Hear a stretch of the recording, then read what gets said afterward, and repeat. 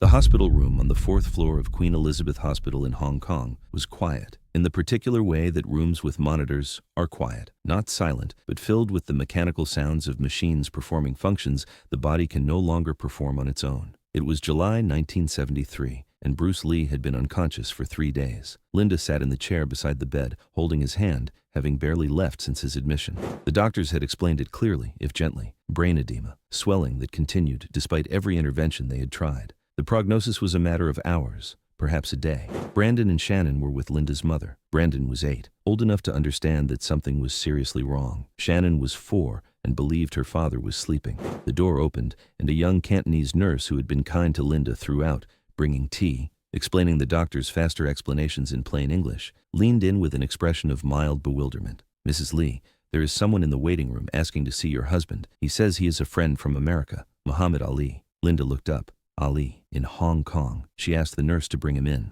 He appeared a minute later in jeans and a plain shirt, looking genuinely exhausted, the kind of tired that comes from a long flight taken without preparation, without sleep, driven by urgency rather than schedule. His eyes were red. "Mrs. Lee," he said, his voice stripped of the quality it carried in press conferences and pre-fight rooms. "I'm so sorry. I came as soon as I heard. Thank you for coming. Bruce would want you here." Ali walked to the bed and stood looking at his friend.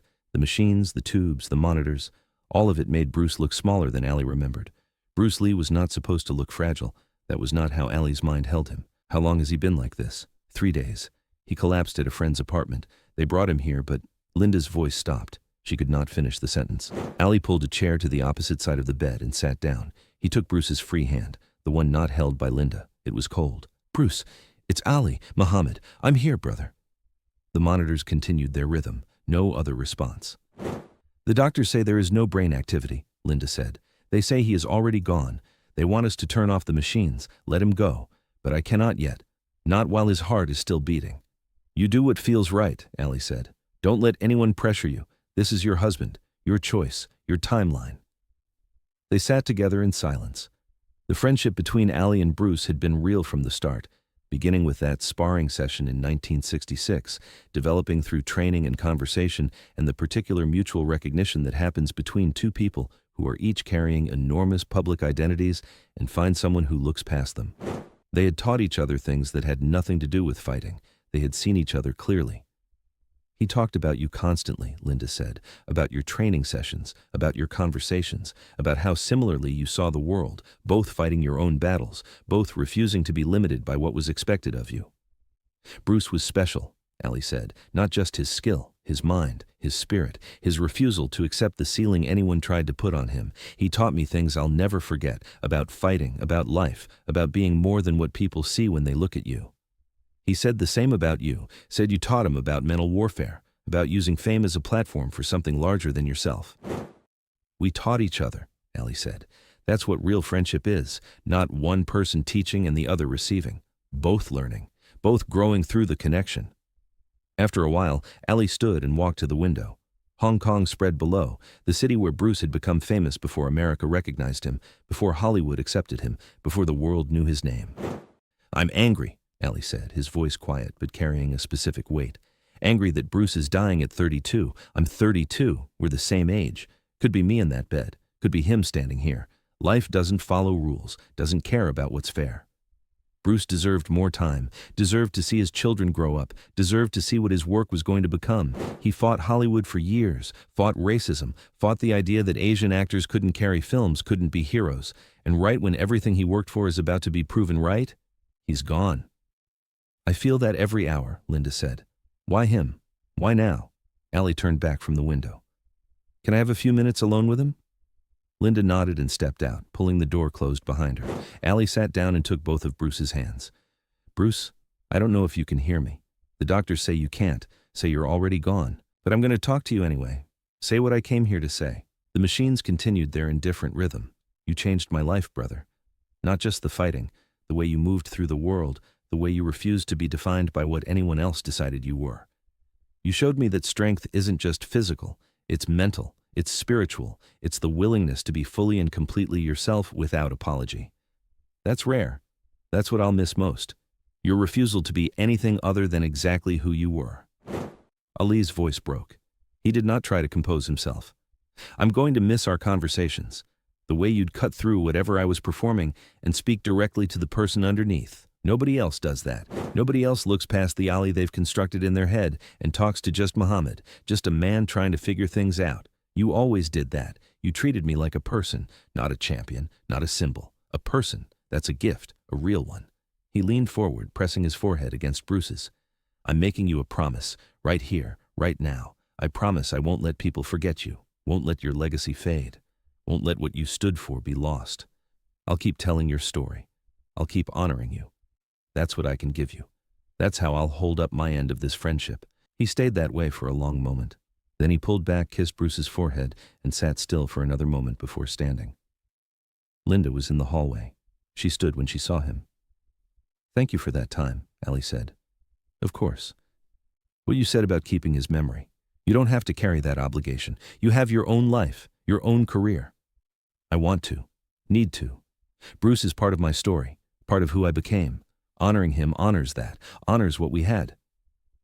They embraced, two people grieving the same man, understanding each other's loss from different angles.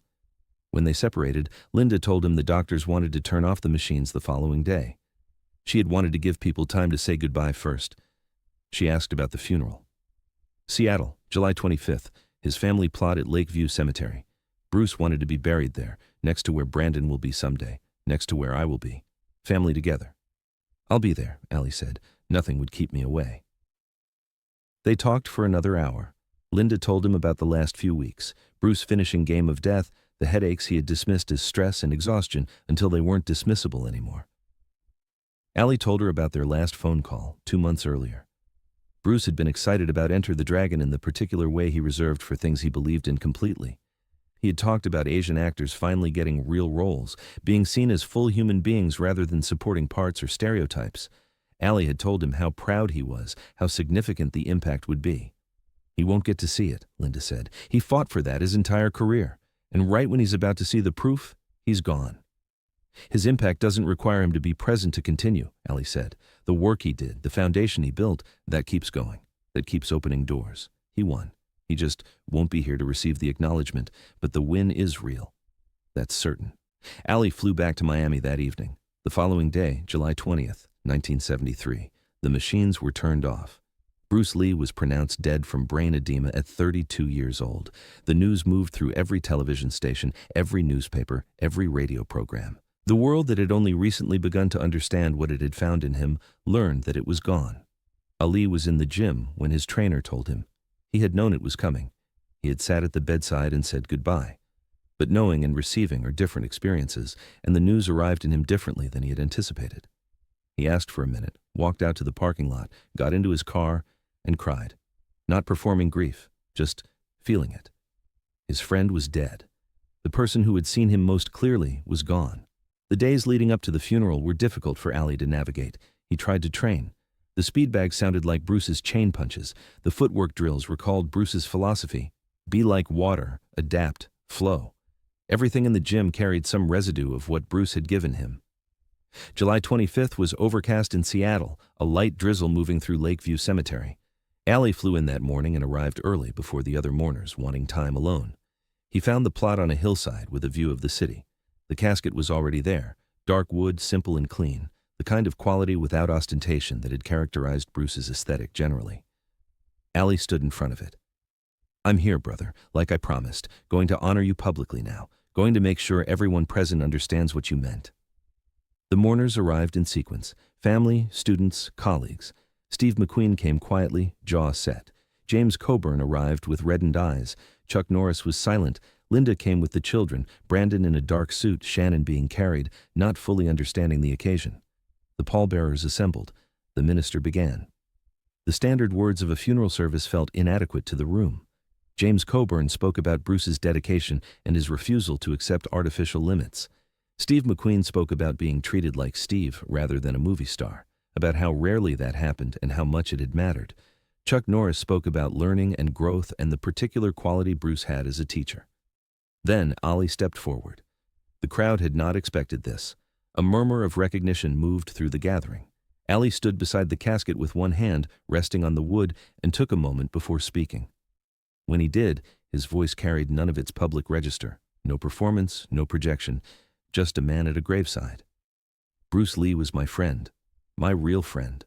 Not because we were both famous, not because we both fought for a living, but because we saw each other, past the fame, past the personas, past everything the world decided we were. We saw humans, struggling, trying to grow, trying to be better today than yesterday. That connection is rare and precious. And now it's gone. People were already crying, Ali continued. I visited Bruce in the hospital a few days before he died, flew to Hong Kong, sat with him, held his hand, told him what I needed to say, things I should have said years earlier. I told him he changed my life, made me think deeper, made me be more than just a boxer, more than just a fighter, made me be human in a way that matters. He did that through how he lived, through refusing to be anything except exactly who he was. Ali paused. The tears were visible on his face. He did not try to conceal them. Bruce taught me that strength includes vulnerability, that warriors can have soft hearts, that the toughest people are often the most sensitive because they've learned to honor that sensitivity rather than eliminate it. I'm expressing mine right now. Because losing Bruce hurts in ways I'm still discovering, in ways that catch me off guard, in ways I didn't expect. The cemetery was completely still, everyone listening, everyone feeling the weight of what was being said openly in public by a man known for projecting invulnerability. I made Bruce a promise in that hospital room. I promised I would not let people forget him, would not let his legacy fade, would not let what he stood for be lost.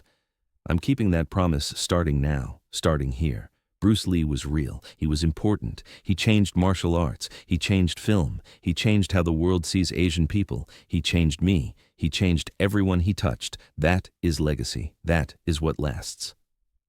Ali's voice gave out. He stood with his hand on the casket and his shoulders shaking, not trying to recover quickly or compose himself for the audience.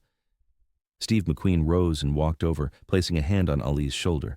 James Coburn joined them, then Chuck Norris, then Dan Inosanto.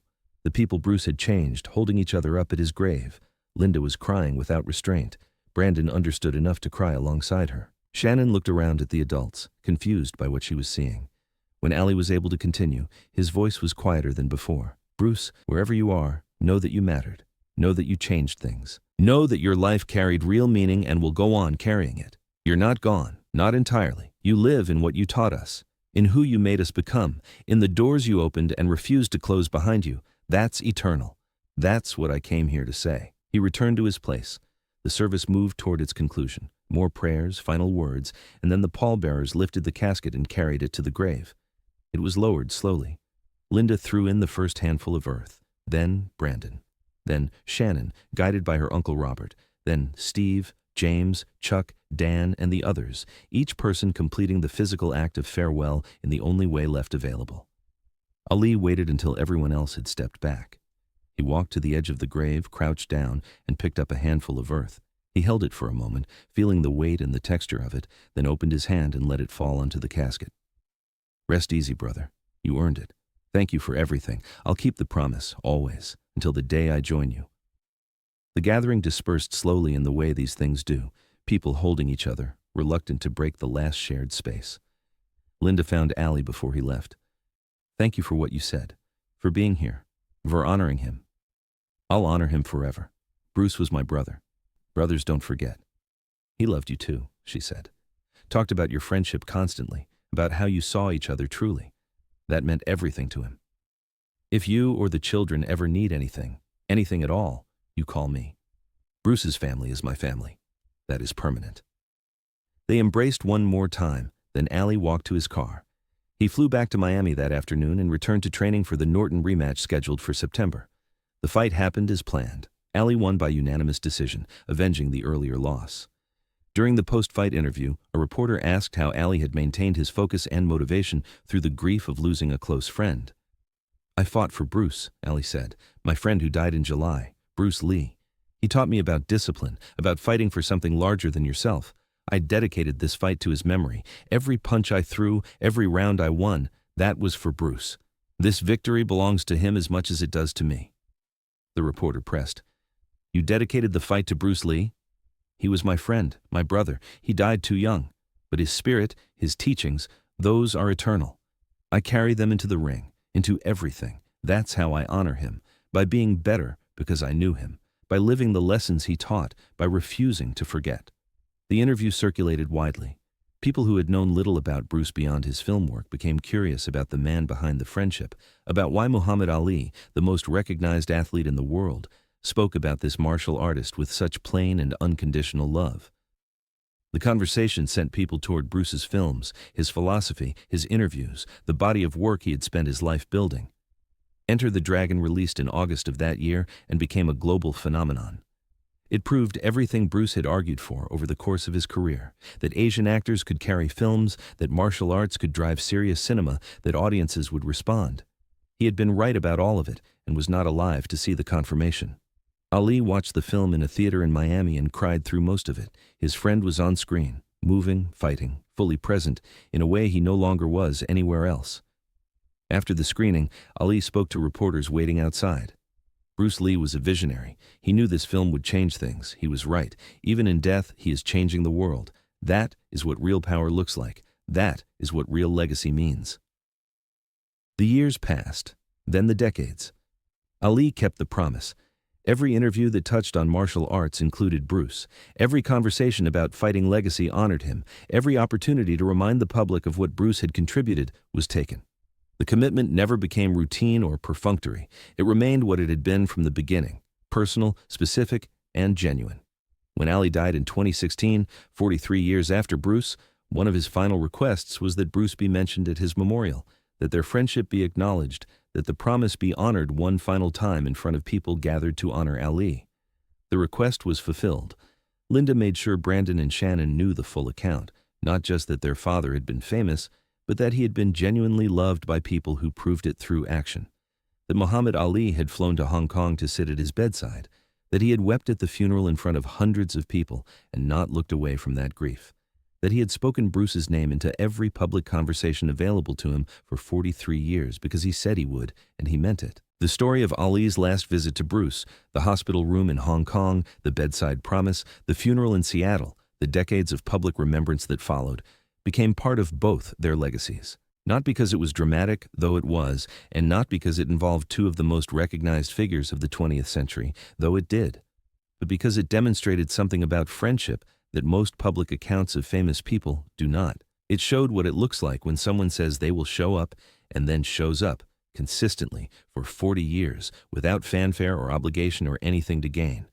What it looks like when the love between two people outlasts both of their lives and continues to mean something to everyone who hears about it.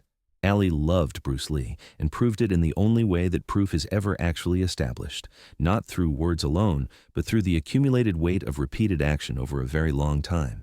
He flew across the world to say goodbye. He stood at the grave and wept without hiding it. He spoke the name at every opportunity. He kept the promise until he no longer could. That is the story. That is what it was. That is why it still matters.